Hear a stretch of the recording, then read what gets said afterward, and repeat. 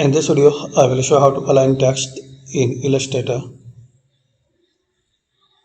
So if you have the text and you want to make center, justify, left or right, so select it, click on this paragraph. If you not see this bar, so window, and find out control,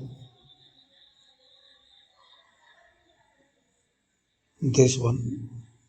If you not see, so click on control. Now here click on paragraph. So here you will see these all options: center, align right, left, justify with last line.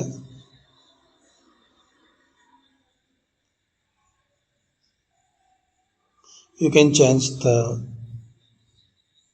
indent.